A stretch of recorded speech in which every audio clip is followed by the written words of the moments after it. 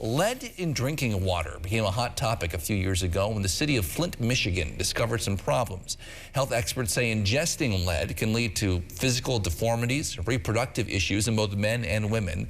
But it's not just bigger cities having issues with lead. It's affecting people in northern Wisconsin, too. Newswatch 12's Morgan Johnson joins us now live in studio to explain. Morgan. Justin, imagine learning that the water you've been drinking for years is contaminated with lead. That's exactly what happened to one Hurley family. Jimmy Slavin moved to Hurley 30 years ago after growing up just across the border in Ironwood. He's enjoyed his time in Hurley raising his children, but some recent news shook him. Well, it was a heart dropper. During a procedural check of his water lines, Jimmy discovered that his house was different from others in Hurley. Well, we discovered when we were changing meter that we had a lead line coming in off of the main. Jimmy was devastated. He raised his family there, all of them drinking water from a lead pipe. It was a terrible moment in my life because I raised two daughters.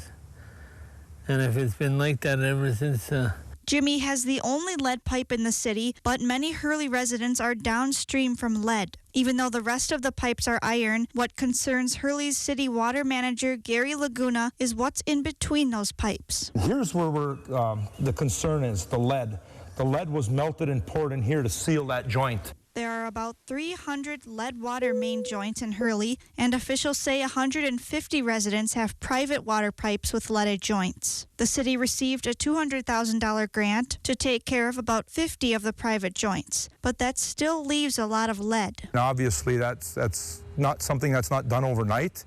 It takes some time, it takes some money, but the goal would be to have a completely lead-free system. Since Jimmy is the only one with a lead pipe, he's first on a waiting list for replacement. I'm just interested in getting this fixed as soon as possible.